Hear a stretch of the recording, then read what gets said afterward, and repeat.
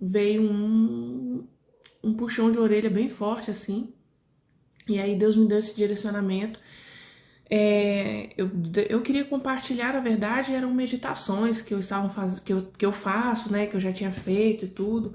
Só que uma pessoa me procurou e pediu que eu ajudasse ela a ler a Bíblia e a entender, né, o que tem de palavra, revelação na palavra. E Deus tem me dado uma graça nisso, eu tenho recebido realmente uma revelação, assim, sobrenatural de algumas coisas na palavra, e pela graça de Deus eu tô conseguindo passar isso, né, para as pessoas. Eu acho que isso é o mais importante, não é só a gente receber, é passar também, né. Então, hoje me veio essa luz, assim, de começar a ler a Bíblia numa live, né? E ler a palavra mesmo. Então, vamos começar no Novo Testamento e do Novo Testamento para frente, porque geralmente o Novo Testamento tem uma facilidade um pouco maior de entendimento na maioria das pessoas, né? Geralmente essa é até uma orientação que a gente faz para quando a pessoa se converte, né? Tá entrando, querendo conhecer a palavra, tá querendo se debruçar na leitura da Bíblia. A gente geralmente faz essa orientação, né? Da pessoa começa pelo Novo Testamento, né? Para depois você ir entrando nos outros livros. Mas eu então vou começar do começo mesmo, né? Mateus 1 e vamos embora, né? E eu convido você a estar aqui participando e também compartilhando aí, né, com alguém que você ama, que você sabe que está precisando de ler a Bíblia. E eu não vou pegar aqui, tipo, um versículo e falar o que eu entendi daquele versículo apenas. Eu vou ler aqui, tanto é que eu não fiquei meditando antes, até porque eu já li essas passagens algumas vezes. Então, vou ler aqui direto. O que Deus for colocando no meu coração, eu vou compartilhando. Amém? Então vamos orar para iniciar. Senhor, em nome de Jesus, essa é a tua palavra. Estamos aqui para ouvir do Senhor. Que o Senhor tenha liberdade, Espírito Santo, de falar o nosso coração. Senhor, não importa, Pai, quantas pessoas vão ser alcançadas através dessa live, mas que a graça do Senhor nos alcance a nós que estamos aqui, com o coração aberto para poder receber do Senhor o que é a maior revelação de todas, que é a tua palavra. Senhor, que a mão do Senhor esteja sobre nós e nos faça realmente ver, Senhor, o mundo espiritual do jeito que o Senhor quer que nós vejamos, para que nós possamos ser transformados pela renovação da nossa mente, através da exposição à sua palavra. Aumenta a nossa fé. E repreendemos desde já na nossa mente todo argumento que vem para se levantar contra a verdade do Senhor. E que o amor do Senhor nos cubra agora, Pai. Espírito Santo de Deus esteja ao nosso lado, nos trazendo a verdadeira revelação do que é a tua palavra para nós. Nós te pedimos em nome de Jesus. Amém. Então vamos lá, né? Mateus 1, primeiro versículo. Registro da genealogia de Jesus Cristo. Filho de Davi, filho de Abraão. Abraão gerou Isaque, Isaque gerou Jacó, Jacó gerou Judá e seus irmãos. Judá gerou Pérez e Zerá, cuja mãe foi Tamar. Pérez gerou Esrom, Esrom gerou Arão, Arão gerou Aminadab, Aminadab gerou Naasson, Naasson gerou Salmão, Salmão gerou Boaz, cuja mãe foi Raabe, a prostituta. Boaz gerou Obed, cuja mãe foi Ruth. Ruth gerou Jessé. Jessé gerou Davi, o rei Davi. Davi gerou Salomão, cuja mãe tinha sido mulher de Urias. Salomão gerou Roboão. Roboão gerou Abias. Abias gerou Asa. Asa gerou Josafá. Josafá gerou Jorão. Jorão, Uzias. Uzias gerou Jotão. Jotão, Acás. Acás, Ezequias. Ezequias gerou Manassés. Manassés gerou Amon. Amon gerou Josias. E Josias gerou Jeconias e seus irmãos no tempo do exílio da Babilônia. Depois do exílio, Jeconias gerou Salatiel. Salatiel gerou Zorobabel. Zorobabel, Abiúde gerou Eliaquim. Eliaquim gerou Azor. Azor gerou, Azor gerou, ixi, me perdi. Azor gerou Sadoc, Sadoc gerou Aquim, Aquim gerou Eliúde, Eliúde gerou Eleazar, Eleazar gerou Matã, Matã gerou Jacó, e Jacó gerou José, marido de Maria, da qual nasceu Jesus. Marido de Maria, da qual nasceu Jesus, que é chamado Cristo. E assim, ao todo houve 14 gerações de Abraão a Davi, 14 de Davi até o exílio na Babilônia e 14 do exílio até o Cristo. Cristo aqui ungido, né? Cristo aqui, tanto Cristo em grego quanto Messias, que é em hebraico, significam ungido. E também esse nome aparece em todo o livro de Mateus. Uma coisa que me chamou a atenção aqui é que gerou, né? Essa palavra gerou.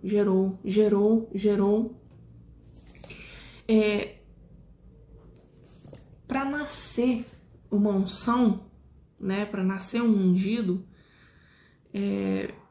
um processo precisa ser passado, né? Um processo precisa ser vivido. Uma geração de gerar, no sentido de gerar, não no sentido de uma cadeia de pessoas, mas no sentido de gerar, precisa acontecer. Jesus, e uma outra situação também, Jesus nasceu, ele não foi gerado, ele simplesmente nasceu. Ah, Rafaela, mas a Maria ficou grávida, é claro que ele foi gerado, sim, mas eu não tô falando nesse sentido. Eu tô falando no sentido de que Jesus, ele nasceu porque ele é e ele sempre foi. Ele não precisou de alguém, não foi humano que criou. O Espírito de Deus desceu sobre Maria, a cobriu e ali ele colocou o Filho de Deus. Não foi uma união de um espermatozoide com um óvulo que gerou Jesus. Foi o poder de Deus. Então, para que o poder de Deus nasça dentro de mim, eu preciso antes gerar um processo.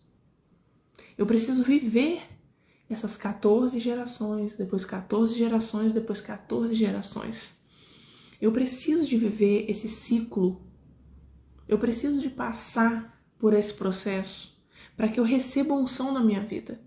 Às vezes as pessoas olham o resultado, né? Eu estava ouvindo isso hoje numa ministração e a gente ouve isso direto. Às vezes a gente olha o resultado de uma pessoa que está sendo usada por Deus, que está sendo, né, usada na unção de Deus, e aí a gente quer aquele resultado, mas a gente não se importa muito com qual processo que a pessoa passou para chegar ali, né? E muitas vezes a gente não se dá conta de que algumas coisas que acontecem parecem ruins, parecem uma fase da nossa vida que a gente gostaria de deletar, é justamente ali que o poder de Deus se aperfeiçoa para que a gente possa viver essa unção.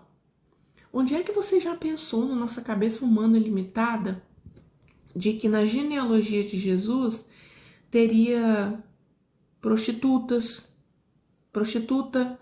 teria viúva, teria adúltera? Como é que a gente pensa isso, né? A gente não pensa isso. Para nós, na nossa cabeça religiosa e tradicional, a gente imagina que a genealogia de Jesus deveria ser uma coisa santa, perfeita, maravilhosa. E na verdade não, né? Na verdade não. Isso aqui nos mostra que essas partes que a gente geralmente quer deletar da nossa vida, que a gente acha que não foi bom, isso não valeu a pena, isso não foi legal, é justamente ali que Deus quer se aperfeiçoar na nossa vida. O poder de Deus se aperfeiçoa na nossa fraqueza. É uma fraqueza, a gente pode até pensar que deve ser uma fraqueza ter numa genealogia, ou seja, numa história de vida, pontos como adultério, prostituição, perdas, né? Viúva, perdas, dor, sofrimento, exílio, esquecimento. Mas isso tudo está gerando dentro de nós uma força em Deus para que a gente possa cumprir o chamado, porque a unção, ela não vem à toa. A unção nunca vem à toa.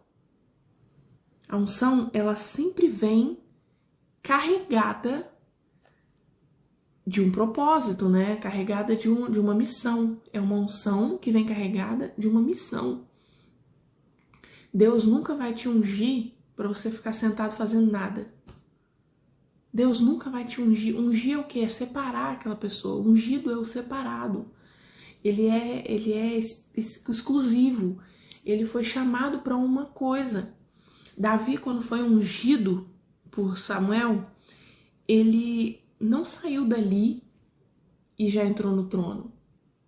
Ele teve um processo para passar.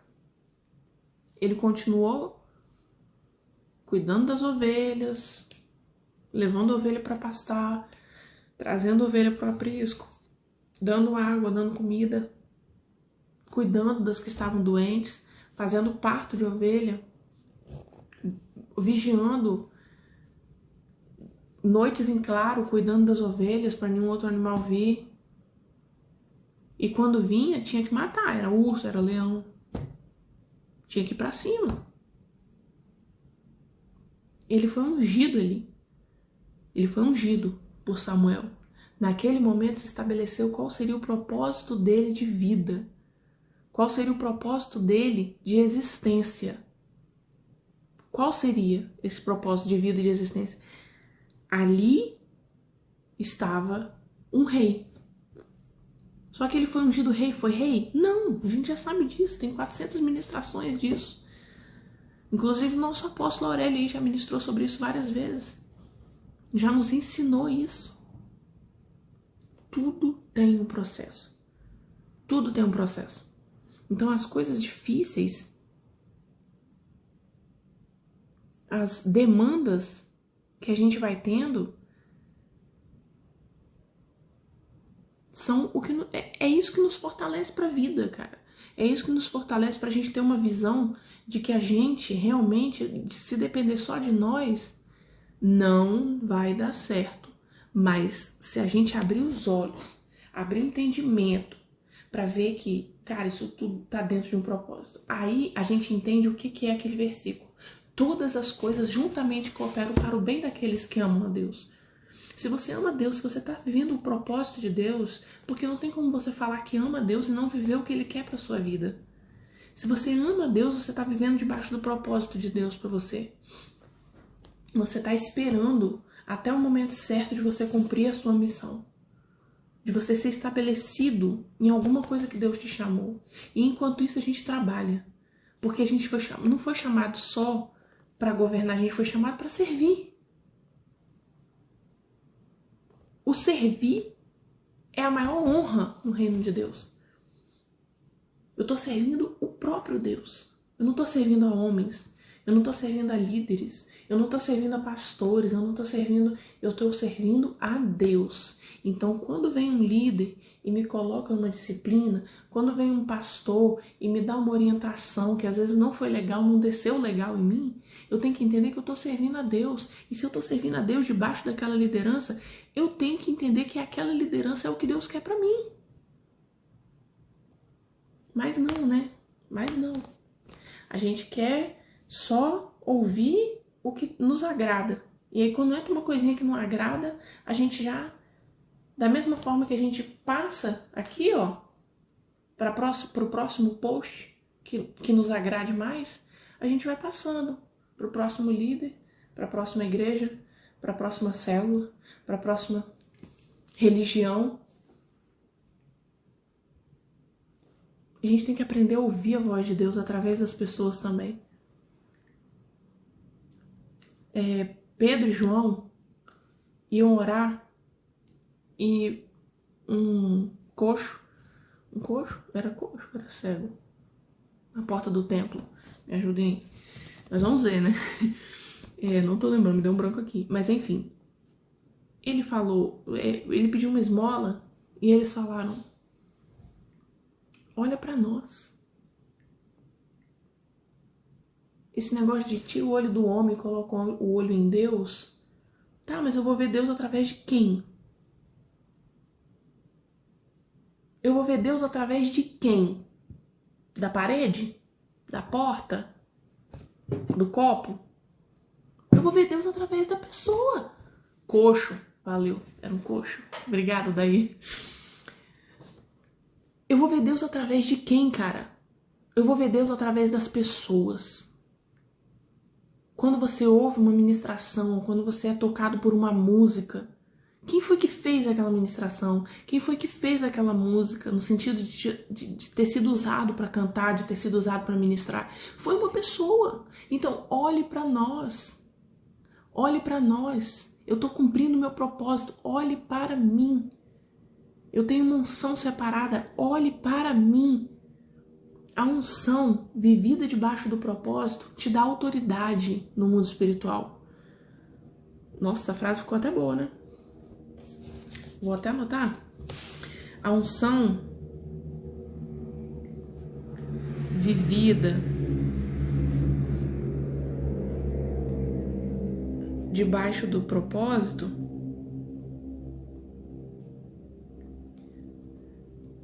te dá autoridade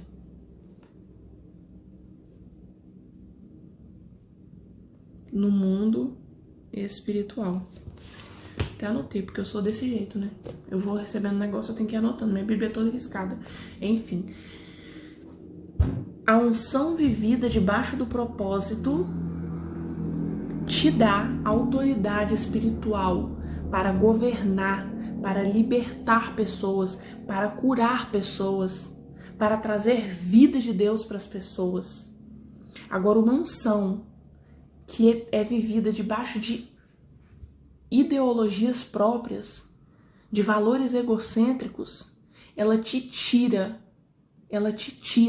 do lugar que poderia ser seu por direito. Saul tinha sido ungido por Deus, mas ele decidiu se contaminar.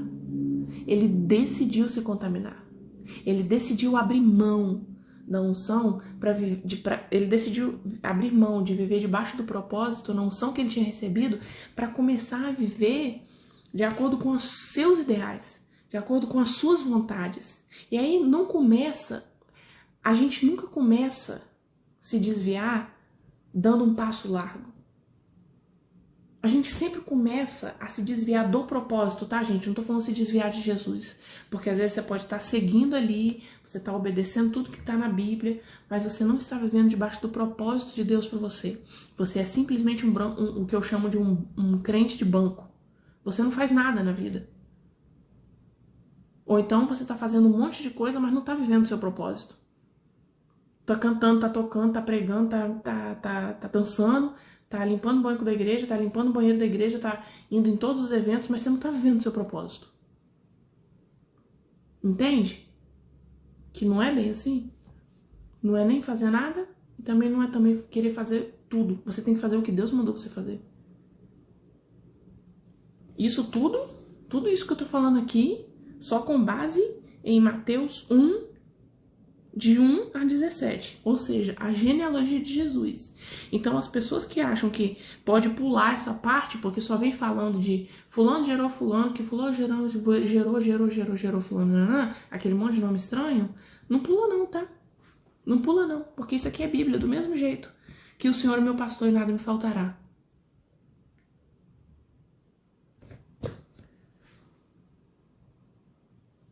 Viver debaixo de um propósito requer renúncia, requer sacrifício, requer, às vezes, sofrer alguns perigos. Raabe, por exemplo, podia ter sido morta ao receber os espias na casa dela. Podia ter sido morta. Mas ela decidiu viver pelo propósito. E você? Você tem vivido pelo propósito? Eu vou parar até por aqui. Depois a gente entra no nascimento de Jesus. Amanhã a gente continua. Mateus 1, de 18 em diante.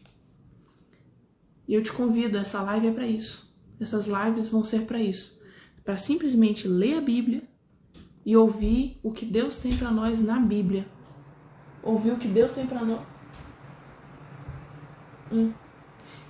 A Ana acordou. Ouvir o que Deus tem para nós na palavra. Ouvir o que Deus tem para nós debaixo da revelação do maior dos mistérios que é revelado a nós, a palavra de Deus. Então, vamos parar por aqui, vamos viver debaixo da palavra, vamos viver debaixo do que o Senhor tem para nós. E eu te convido, vamos ler a Bíblia junto. Vamos ler a Bíblia junto.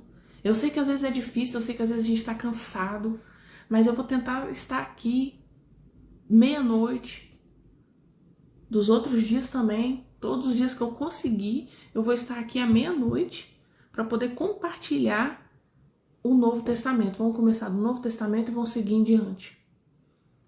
Muito obrigado pela sua presença, muito obrigado pela sua participação. Que o Senhor possa te tocar através desse vídeo e que seja realmente um fogo de Deus novo para aquecer o seu coração, colocar fome e sede da palavra do Senhor, da vida do Senhor e da experiência dele. Porque nos últimos dias derramarei do meu espírito sobre toda a carne. Você é um grande alvo do derramar do Espírito Santo de Deus. Prepare o seu coração, prepare a sua vida, prepare a sua mente, para amanhã termos um novo encontro e compartilhar um pouco mais da palavra do Senhor.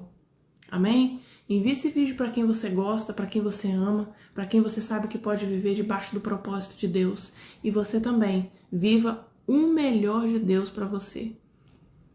Fique com Deus e que Deus te abençoe.